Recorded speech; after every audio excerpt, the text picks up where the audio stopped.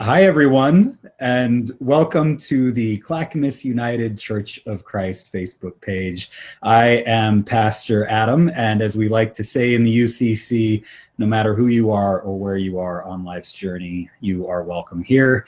And we are so glad to have with us for the third and unfortunately final time in this series, Reverend Eric Law, the author of the book, Fear Not, Living Grace and Truth in a Frightened World. And Eric, I thank you for being here for the last 3 weeks now.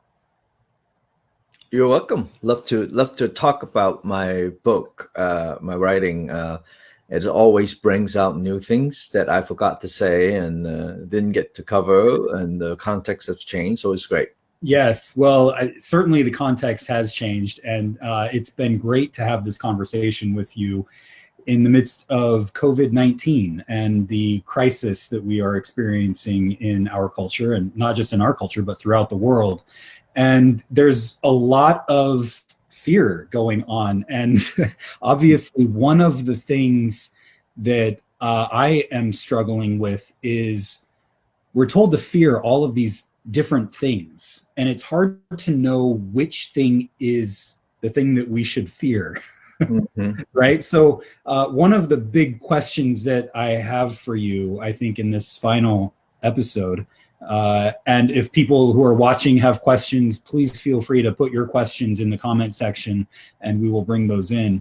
But one of the questions that I have for you, Eric, is how do you distinguish between legitimate fears that people are telling us to be afraid of and the fake fears that so many things seem to be fearing as well? I mean, I was on my Facebook feed last night, and there was this guy who was claiming that we are causing all of this fear and anxiety, telling people to wear their masks. Mm-hmm. And so stop telling people to wear their masks because that's fake fear. Mm-hmm. But how do you tell the difference between fake fear and what we should be afraid of? Mm-hmm. Yeah, one of the things that I think about, marker, in terms of what I should be afraid of, that I should take action on, versus the fear that is stimulated and triggered, but I would have the luxury to explore what that is and discern whether this is a fake fear that will benefit someone else, or that it is a real fear that I do have time to address, right? So one of the things I do is follow the money, follow the power. Yeah.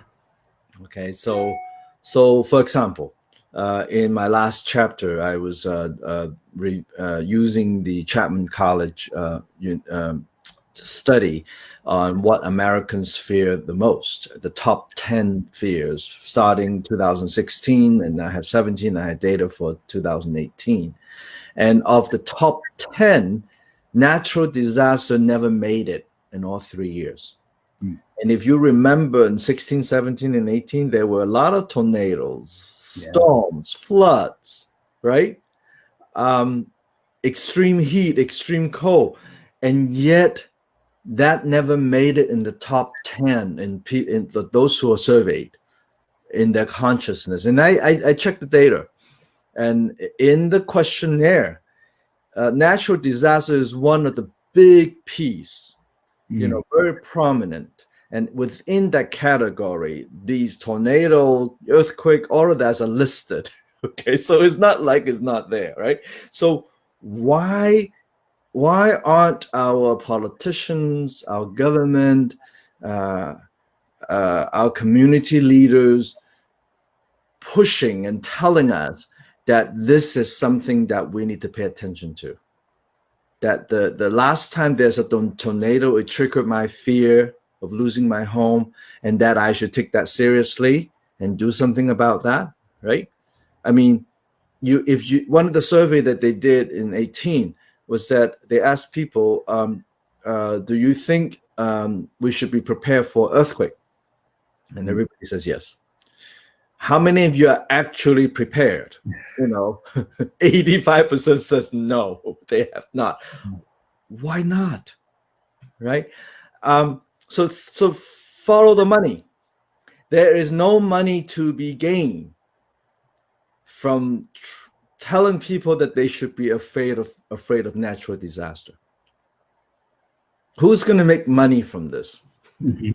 Okay. Now, with the COVID-19, we are now seeing Banana Republic selling designer masks. Okay, so they find something that they can make money out of.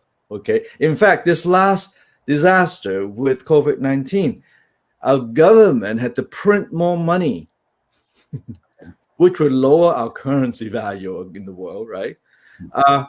We are losing money, so no one wants to push that.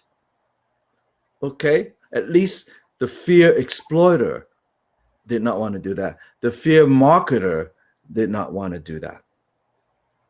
Okay, so take a look at that. Who are the ones that are telling us that we should be afraid? Scientists. What do they gain from this? Doing the job. Yes. Now, there's a conspiracy theory that Dr. Fauci, and I think it was Microsoft guy, Bill Gates are actually conspiring to make money by exaggerating the COVID-19 thing, right? How many people die and all of that. Because for the marketers, for the exploiter mindset, and the people who follow them who are fear conqueror, are thinking binary. Either you are a wimp who wear a mask, or you are a conqueror who are fearless. There's nothing in between. Either you are making money, okay, or gaining power from this. There's no way that you would propagate a fear that way you have nothing to gain from it, except for the goodness of humanity. That's how you can tell. You look at the motivation of the fear being propagated and find out who stands to gain money and power from it or not. Okay? The fear exploiter of our world hated natural disaster.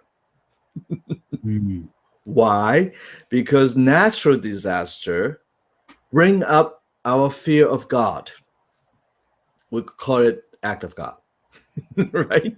The insurance company call it that, right?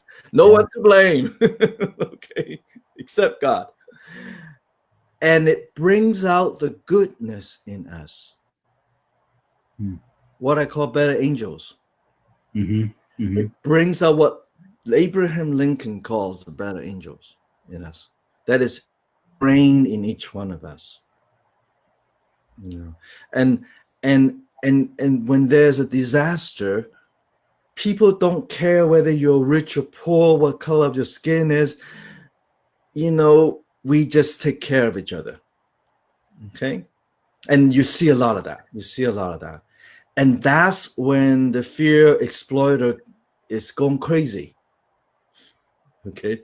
That they can't stand it when community come together to support each other in the midst of a disaster. Okay? And because community is what the fear exploiter, in theological, biblical term, the principality and power fear the most. That when we are in community, when we trust each other, when we refuse to be divided by who is the fear conqueror, who is the fear bearer, okay, who's the winner, who's the loser, who's courageous, who's not, we refuse to be divided by that. That's what the fear exploiter fear the most. Because the fear exploiter had nothing to gain from it. Has nothing to gain from it. And the fear exploiter also gains power by dividing us. So the push for reopening the country, okay, is the push to go back to things as they were, where the rich stay rich, the poor stay poor, the people who can't take a break had to keep working anyway, okay, and then we don't have to pay them anymore. So you don't go, we don't have to pass the second care package, because we don't have to print any more money. We need to push it back to, the things, the way they were. Okay. And that's where it's totally connected to whether mask or not. Okay. Now that we find out we can make money out of mask, I don't know. Maybe that will change. The marketer might come in and say it's cool to wear a mask. Right. Yes. Money on you, Right. Yeah. Hopefully that actually might be a good thing, right? Yeah. But we have to learn to discern that. And one of the ways is to follow the money, follow the power. Yeah, that's good. We've got a couple of comments. Raylene just says hello. Glad to join in to learn and be inspired and to think. And you've been helping us do that and inspiring us for the last 3 weeks. And Sangay says he is not religious, but has some nice things to say about me. And I'm on the right side of history. And so are you, Eric. That's why I brought you on. So we can be on the right side together. One of the things that you talk about a lot in your book is just the polarization that we are experiencing. And you see that with COVID-19. I mean, somebody was saying, I read, I think on social media, that you can almost tell who's a Republican and who's a Democrat by seeing who is wearing masks and who isn't wearing masks. It's almost that split. But one of the things that really surprised me pleasantly was over the weekend, I saw the governor of North Dakota. Did you see this? Yes, I saw that. The governor of North Dakota, a Republican. He was pleading. I'll let you go ahead and be careful. I mean, and he's a Republican. What does he stand to gain from that? I mean, politically, no. I mean, given the Republican Party's atmosphere right now, so why is he doing that? That's why you need to listen to him. Yeah. I mean, he's standing up there and he's saying, please don't think that somebody who's wearing a mask is just a Democrat or just a liberal or something like that. They may have a family member at home that they're caring for who's elderly, or maybe their child is 4 years old and has cancer. And he starts crying when he's talking about this. It was just this really powerful moment of somebody who's clearly not listening to the leader of his party and listening to the scientists. And I think, in one of the chapters I said, why are you here? That's the echoing questions. And I believe this governor had asked that question. Why am I here? Why am I the governor of this state? Okay. And if you ask that, and it only works when you ask 3 times. Okay. Why am I here? Why am I here? Why are you here? And then they will get deeper into that place to recapture your calling, and he probably discovered that his calling, one of his calling to be the governor, is to protect the people, of his states, and history will show that I don't wish anything bad, but I'm very concerned for people who advocate, ignoring the science, and then go about proving that you have no fear, you're a free conqueror, and the ramification of that. And when by the time we realize it, it's too late. 100 more people might die from it. One of the things that churches are struggling with, hopefully they're struggling with, is rephasing back into normal, rephasing back into meeting at churches. What kind of advice would you give to churches as they're struggling with making this kind of decisions, which is kind of based on fear of spreading this thing among people that we love?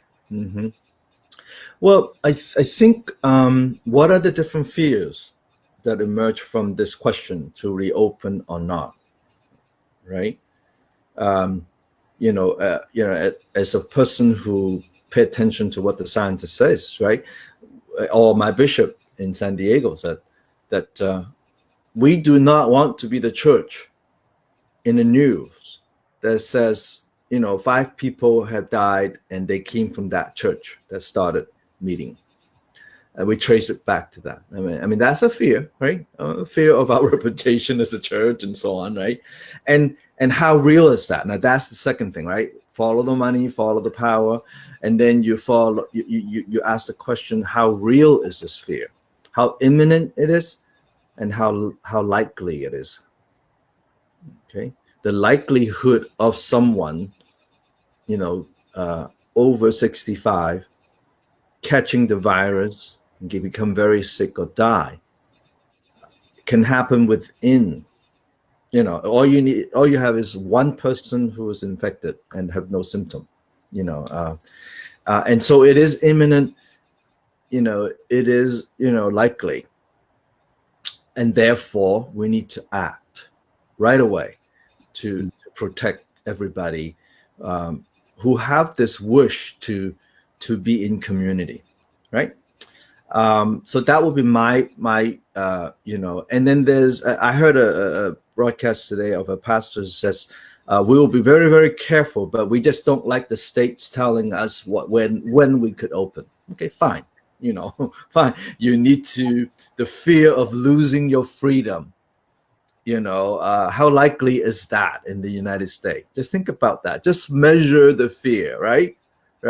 How likely to lose our freedom to choose, how we use our space. We have always stand up to the government, the government, because we have the freedom of speech. Okay, yeah, that's not going to go away. It takes many Congress to take away the First Amendment. Sorry, that is not a real fear. It's not imminent. It's not likely.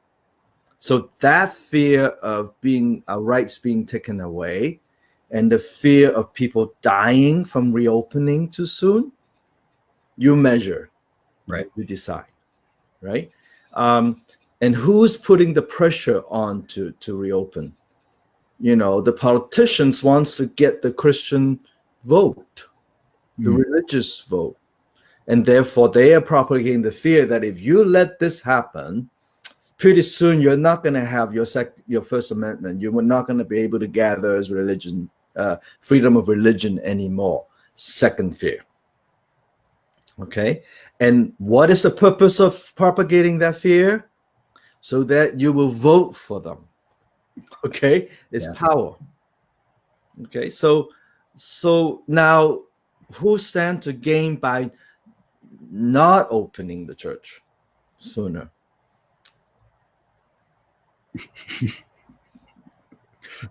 Nobody. The people who would be protected. Yeah. Right? Just ask that question. And then the second question is for church leaders to say, why are you here? Why are you here? I started the chapter with was it Elijah? Mm-hmm. In the mountain. Yes. He was running away. And then there was thunder outside, there was lightning outside, with big noise, there's big wind, and God was not there. And then finally there's this quiet time. In the still small voice, God says, why are you here? Why are you here? With all the stormy push of fears and all kinds of fears, calm down. Stay quiet. And ask, why are you here? So for those church leaders who ask that question, what they would discover is that we're here to make connection, to build community, to keep our community connected so that we can serve each other, serve God, so that we can be safe together, so that we can have relationship together. If that's why you're here, then do something about it. Yeah. Do something about it with the limitation that we can't go back to our space right now. Yeah. Yeah. Lynn has a comment, and then I want to follow up on that. She says, thank you for writing the book. This is one of the things that I also really appreciated that Lynn brings up. She says, I appreciate that there are exercises at the end of each chapter. It gives us something to do, to dig into our fears and face them with more clarity. Just a side note, really funny the part where you listed news stories and included the death of the dog of Frasier and Rush Limbaugh's Viagra bust. So great to add humor to such a serious topic. Blessings to you. Well, what that whole sequence of stories, which is Yes. local LA news, right? That's the number of things. It's trivialize the fears that we have. It puts worrying about Rush Limbaugh's, sexual activity with something really serious, right? Murders and so on, right? And you kind of go, what am I supposed to do with that? And therefore, we become numb about all of these things that's coming at us. And then we become more susceptible to manipulation from the fear marketer and fear exploiter. This is one of the things that I wanted to ask you about, the manipulation of politicians, of churches. Throughout the Hebrew scriptures and in the New Testament, we find that church buildings are not essential for the people of God to be the people of God and to work. And yet we are having politicians now saying that churches, the buildings, are essential. So go to your church buildings. There's a Stanley Hauerwas quote. I don't know if you've seen it going around on Facebook that says something like, this is very Stanley Hauerwas, it says something like, when the state starts calling the church essential, you're going to get into problems. The church is in a problem because the church is not there for the state. Well, the same people who said that is also saying gun stores are essential. Yes. What fear is being propagated, right? People don't even think about church building as essential until the politician says it. Yeah. I haven't heard anybody said that. Because and I, in fact, there were a number of stories of not just of not just progressive churches, but fairly conservative churches community try to open and discover that the pastor got COVID-19 and then had to close. Those are the stories that I heard until who started saying it's essential. Suddenly it became a political football, and we're being pulled from that. And the Episcopal Church is saying, we're not doing that. We're not doing that. We're following the CDC guideline. We're not open until stage 3, I think. But as church people, right? We have, well, at least my training, I was told consistently throughout my Christian life that church is not the building. Church is the community of people. Yes. And then finally, we get to experience church without the building. And what do we want to do? We want to crawl right back to the building. What is the fear? Yeah. What the fear is that, without the building, which has functioned as the container of community, since we started building churches, has been for so long, that we are afraid that we will lose community without the building. Yeah. Right. Which is kind of and the question is, are we? How imminent is that? How likely is that? And we're discovering that no, we're still church without the building. And instead of figuring that out, right? And discovering the amazing thing about that, now we're being manipulated to crawl back to the building, and that's a little sad for me. Yeah. And before, after Constantine, before that, church has always been no building. We just worship at home, They would go to the Jewish Christian would go to the synagogue, just like they always do in temple, and then and they will meet as Christians at people's home, and a lot of people are doing that, and then we're meeting in cyberspace, which is a new kind of space that we created, which and then kind of Jesus kind of knew cyberspace, and how else could Jesus just came through the upper room without the door being opened, Yeah. and he just came in, and then he just disappeared too, Yeah. and Yeah. and cyberspace has a lot to say about our faith as a community gathering, with or without touch. That's the big question, right? And without touch, are we losing community? And I say no, right? Why are you here? Why are we here? Why are we church? And that's the grounding questions that we need to ask in the midst of all of the other things. One of the questions that's running through my mind is also what we've been struggling with throughout Christian history, especially as you bring up Constantine, is there's this implication in this move to go back to church from certain politicians that the church exists to be a glue for the community or a glue for even the country. And it's a way, as you're talking, it's a way of manipulating churches into being supporters of the state. It's like churches are losing a prophetic sense when we go down that road, and that's part of the manipulation of the politicians, saying, oh yeah, churches are essential and you should go back to your worship, which is all about what you've been talking about in getting people to vote for these churches to vote for these certain politicians. Don't be prophetic against us. Right. Keep the status quo as your meeting because you are essential to the status quo. Oh, they're saying that I'll be your prophet, so vote for me. Yeah. And become part of the institution.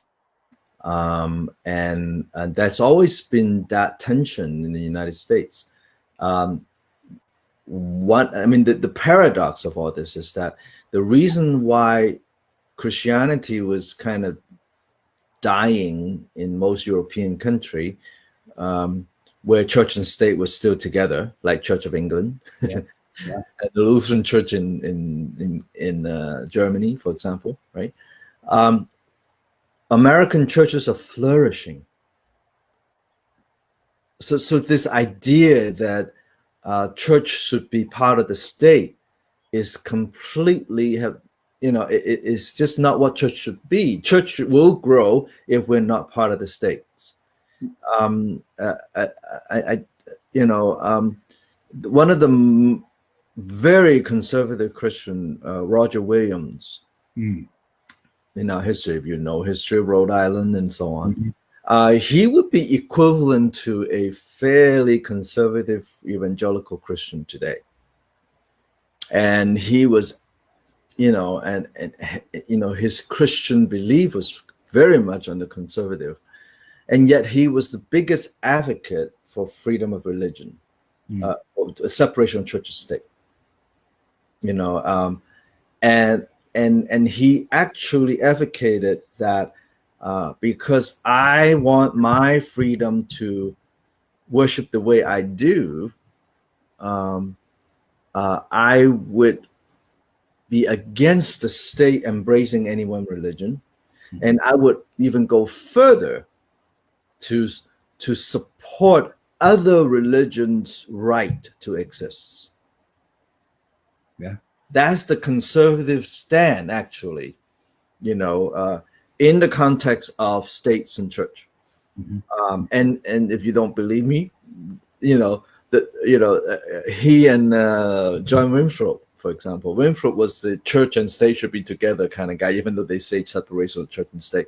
Most of the the state leaders in those days were Anglicans, Church of England, or Universalists, or and all this separation of church and state totally, we're not quite, there until Roger Williams says, I'm a conservative Christian. I will fight for my right, and I will also fight for other religious rights to exist. And I don't want a state religion because of that. Yeah, good stuff. We've got a comment from Marcus. I wish we could bring Marcus on. Marcus is a member of our church and moved from Germany. So it'd be interesting to have him on. But he says, thanks for writing the book. I'm about 3/4 of the way through, and it is really an eye-opener so far. So thank you for that, Marcus. And we've got Jeff, also a member of the church. He says, this is a great question. While there is little chance of legislative erosion of First Amendment rights, the continued consolidation of new media ownership represents an effective limitation of free speech. This is a valid concern, I think. What are your thoughts? Well, that should cause for us to be fearful. Yeah. And we should be, our antenna should be up, and we should be acting on it. The only politician who's acting on is Massachusetts. My brain's not working well. Presidential candidate, Democrat, Elizabeth Warren. Elizabeth Warren actually have something that she wants to break up Amazon and Google and so on, like we did with the bank back in the 70s, I think, when things were getting out of hands. The freedom of speech is going in two directions, I think. That should cause us to be very fearful. One is freedom of speech is now, we don't know what the truth is anymore because everybody says whatever they want. And in the Google world and the Facebook world, the more like you have, the more click you have, the more true it becomes, kind of thing. And in the old saying, you said it enough time, people will believe it, kind of thing, right? And if that's controlled by one company, okay, and they do not take steps in helping us support freedom of speech, but also support for propagating truth. Mm-hmm. Those have to go hand in hand. I have freedom of speech, but if my freedom of speech causes you harm, then I'm liable to be punished for it. That's why our system works, right? But if my freedom of speech had caused you harm, and I am still allowed to have my speech, freedom of speech, and therefore I'm not liable, then that's not the right system, right? Yeah, it reminds me of what just happened on Twitter, which was President Trump said stuff about mail-in ballots being corruptible. And this is going to lead to all kinds of problems with our election if we move to mail-in ballots. And Twitter put on his tweet, consider the facts or something like this, a link that was fact-checking what he said. And now Trump is wanting to be the victim of Twitter, and so is now claiming that he might shut Twitter down and other social media platforms because Twitter is the one who is restricting his free speech to say, and conservatives' free speech, he says, to say whatever they want to say. Well, in that incident, Twitter didn't say you can't say that. Right. Twitter is exercised Twitter's right of speech to say, here's another point of view. That's all, right? Yep. And I think that and the action of the powerful. So here's the other thing to think about: who are the powerful, and how are they using the power? It's going to give you an indication of what's going on here, right? And I think I mean, we can go on free. I should write a book on freedom of speech. and so we can say whatever we want, but if it's not true, okay, and when we have real proof that is not true, right, you can challenge the science, fine, that's part of the when you use the power to suppress the other, and claiming victim for it, right, then something is not right, and when the powerful person claims to be a victim, pay attention. Yes. When a powerful person claims to be a victim, harm will come to someone, some group. Okay? I hate to evoke the things that I talk about in the book. If you want someone to be afraid, you connect that person to Hitler. I'm doing that right now. Yeah. Okay. Hitler claimed to be a victim, and the people who are making him a victim are the Jewish people. Mm-hmm. Were the Jewish people. And when the powerful person who have all the military might under his control is claiming to be a victim, then he has the power to mobilize the military in this case to harm others with no accountability. Okay, and that's that. So I would ask the question, who's claiming to be a victim and how powerful this person is. It's going to also give you an indication of how dangerous that what kind of dangerous situation that we're in, and that we need to get out on the street, and we need to exercise our freedom of speech and protest and take courage to do that. Heather says amen, and I say amen too. And talking about going out on the streets, I mean, we would be remiss if we didn't talk about the racism that we just continue to see, and how it is, I don't know, just continues to infect our country. People bird watching. You can't bird watch while being Black these days. Mm-hmm. It's just, it's horrible. And people are being killed by police officers and saying, I can't breathe. And if a white person is coming after a Black man with a gun and the Black person tries to defend himself, all of a sudden the Black man is the aggressor in this situation. I mean, week after week, we are seeing how racism, and it's, in fact, it's against the Asian community as well. My daughter is adopted from China, and she was telling me at the beginning of the year how she was getting teased at her school. She's a fourth grade, and that's happening to her. So, I mean, it just, what is the place of fear in this, and is the answer to go out on the streets and protest? Is the answer to where this is leading me to the point of your book is what does grace have to do with that issue as well? Well, one thing I want to say before I forget. Yeah. Yes. Don't be a fear bearer and become and function like you have Stockholm Syndrome. Okay. Yeah, say more. Yes. So I'm gonna went out on the limb on this, and it's being recorded. And remember the impeachment hearing in the Senate, and one of the big point was that if the president can be so bullying, if he exercises his power that way, misusing his power that way with a Democrat, what will happen to you when they do it to you? And knowing for a fact that many Republicans were also being bullied, in the system that we're in, right?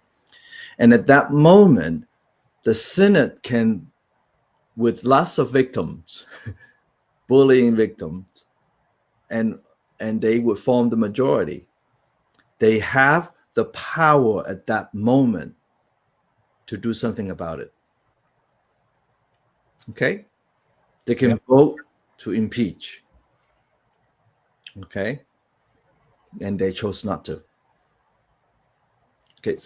This is very significant to me, that I think the Republican Party is actually having a Stockholm Syndrome, that you begin to worship your oppressor. Okay. And when you have the power to escape, you stay in. When you have when they have full power to remove a bully, someone who misused power, they did not choose that route. Okay. And I'm not crazy to think that, because I know there were Republicans, who felt bullied and secretly said to people that, they don't like what's going on, right? Yeah. And I think, call it complacency, I call it Stockholm Syndrome. So when Asian American are being harassed all over the world, actually, by mostly white people, okay, so we as a group, given our history, tend to just stay silent. Okay, and that's no longer the case. You actually just Google Asian American in the pandemic, you'll see a lot of wonderful video, and I'm designing some dialogue around that as well. That it's time not to. It's time to recognize what power you have. That's the first thing, right? Know what power you have, and then learn to exercise that power to move, to address that fear, So I'm going to use my vote differently. I have a platform as a speaker, as a writer, and I'm connecting with Asian American filmmakers to make pieces that really address this, to amplify that voice. We now have data, real data, that more brown skin, and dark skinned people are dying from this. More Spanish speaking people are dying from the pandemic. They're forced to work in unsafe environment, and nobody knows about it until they started dying.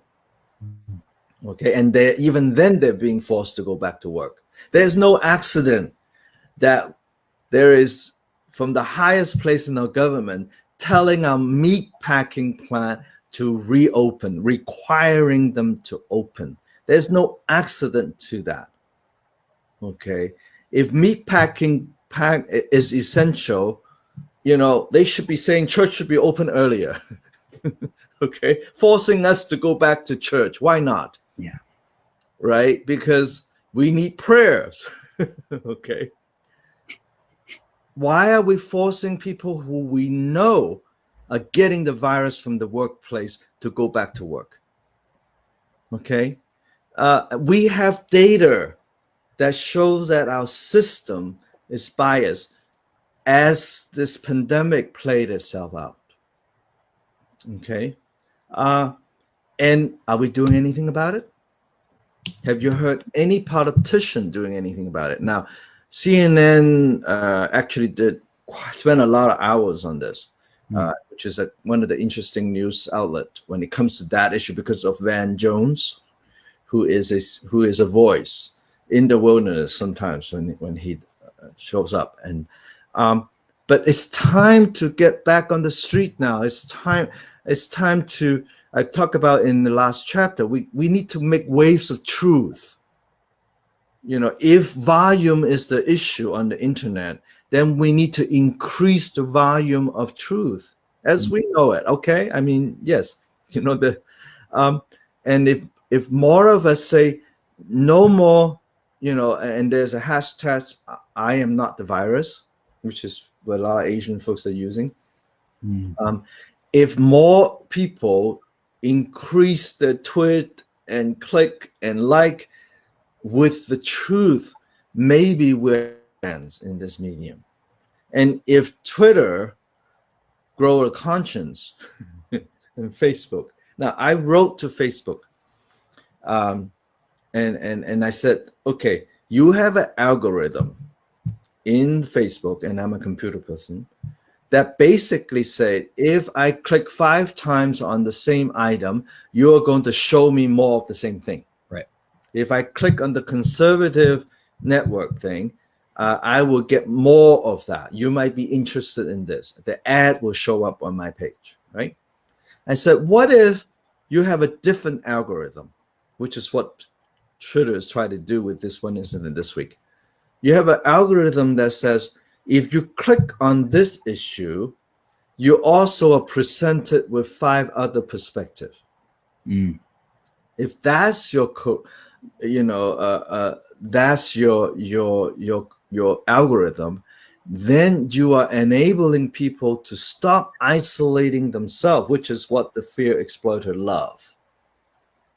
Okay, and begin to by the algorithm of your organization, exposing people, connecting people with people who are different, and therefore gaining a greater sense of the truth from different dimensions.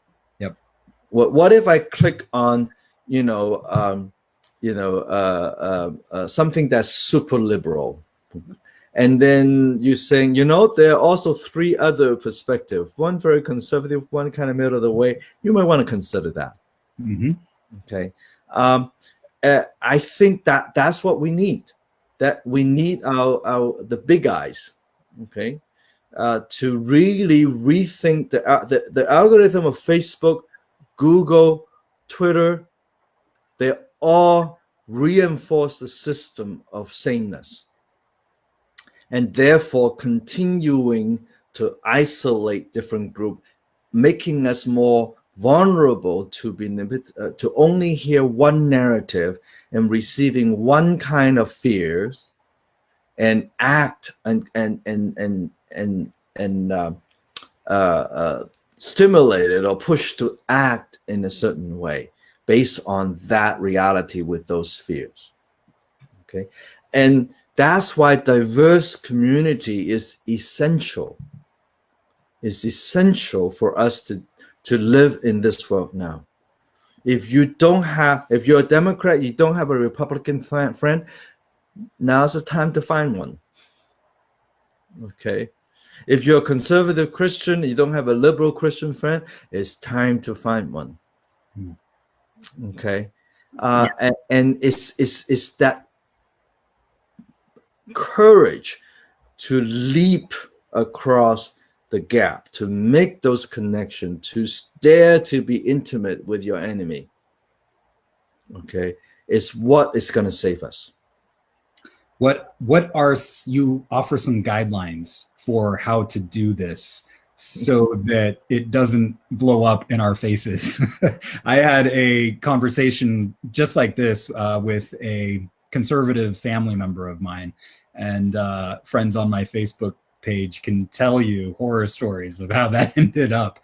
But you provide some really great guidelines for how to have conversations with folks who are on the opposite end of the political spectrum. Can you give us a few of those? So in the last chapter, there's a section on how to have a conversation with someone who voted differently at Thanksgiving. Yes. And here and so this is a recommendation that if you're the host, you can actually gather your friends and say, this is my house, I set the rules, and in this house we will not avoid those things that we have in difference, but we will not fight over them and call each other names, but we will listen to each other and try to understand. And it's okay to disagree. We're still family. That's why I love you, you love me, right? Yes. You can set the ground rules. And this is another, I will put up a sign that says don'ts and do's and don'ts in that chapter. Yes. Don't tell them they're wrong. Do ask what value led them to there. Don't ask how they could ever believe something like that. Do ask when those beliefs first started for them. Don't interrupt people. Do give a moment to make sure they are done. Don't say, yeah, but, or what about. Do say, interesting, tell me more. So those are little things that you can do. And in the appendix, there's a full description how you can train people to prepare for the holidays. Okay, so July 4th is coming up. Yes. I don't know whether I know some families going to get together. I mean, COVID-19 or not, people are going to get together. So be safe, practice social distancing, or I call holy distancing, and practice this. So this is basically holy distancing. That we create a space between people without hurting each other. It's the same thing as social distancing, that we're going to stay 6 feet apart so I don't pass germs onto you and cause you harm. And I'm going to wear a mask. Okay? So in the political situation, dealing with people who are different is the same thing. I am going to create a distance where we can see each other, but we won't hurt each other. I'm going to wear a mask that says I'm not going to yell at you. I'm not going to call you names. And I will listen to you. The mask does not cover my ears, only cover my mouth. Okay, so holy distancing works also in addressing our fear when we encounter someone who's different. And we just need to agree on it. We need to agree on that fear. I refuse to deal with anybody who will not wear a mask. Sorry, because you're not respecting my space. I am very clear about that. If you're not wearing a mask, you're coming close, I'm backing off. And I'll say something. I don't care whether you're Republican or not. Okay? You are doing something that is in my space. That makes me not safe. I should be fearful of that. Okay? And I have the right to be fearful about that and act on it. Okay? As long as you don't have a gun. Yeah. That's why a gun is so dangerous, because it can shoot people at a distance. Whereas a knife as a weapon, which we all have, you have to be really close to hurt someone. A gun make the distance the scary distance, the hurtful distance even wider, and that's very dangerous. But anyway, that's another story. That can go on. Right?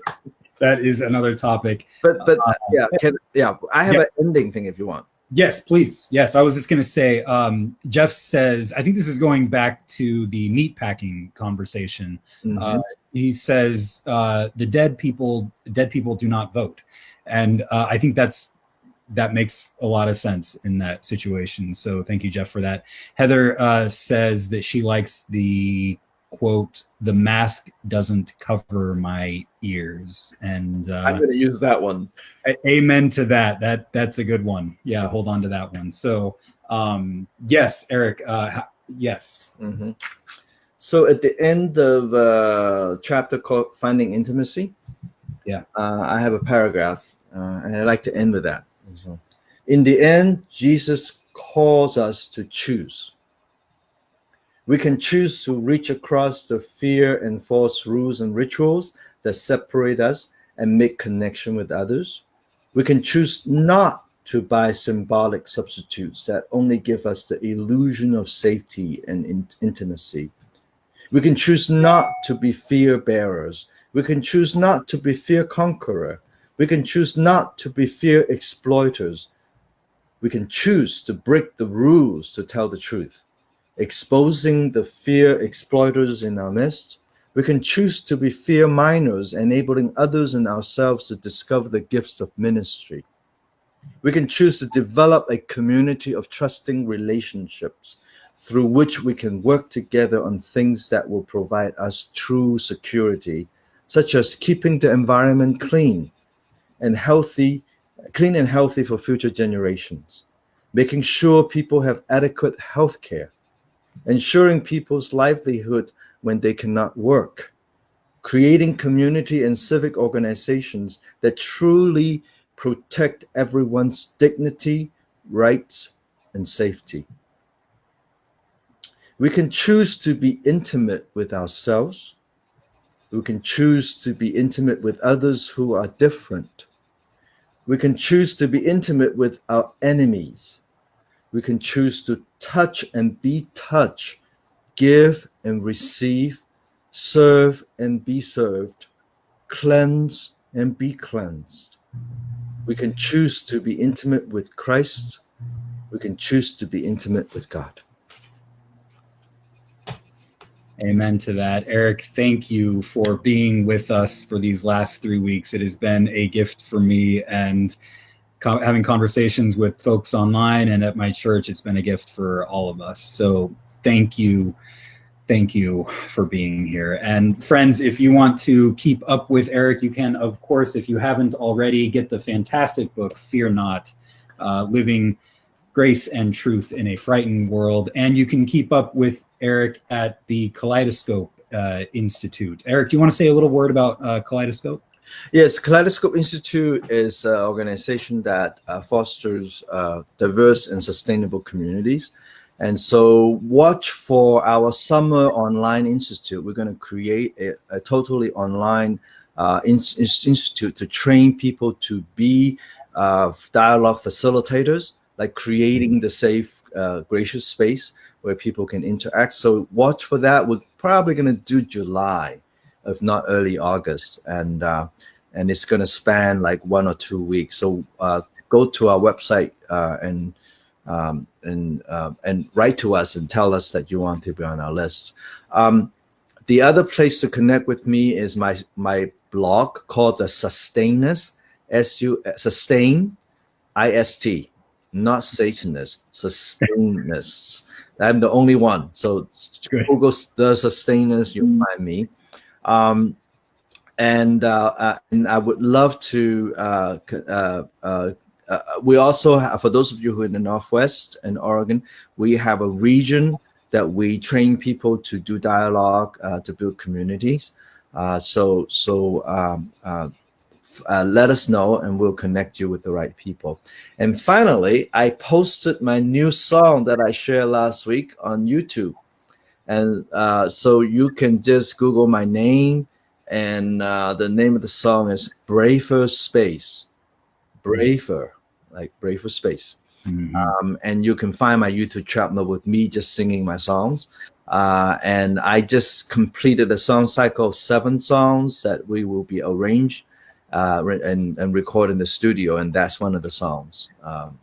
Also, look up the Better Angels as a song, Better Angels in my name, and you'll find that. Okay? Wonderful. Thank you so much, Eric. We are grateful, and thank you for being here and for writing this wonderful book. Stay safe. Take care. And thank you, everybody, for watching. Thank you for your comments. And stay tuned to the Clackamas United Church of Christ Facebook page for future events just like this. Until next time, grace and peace be with you.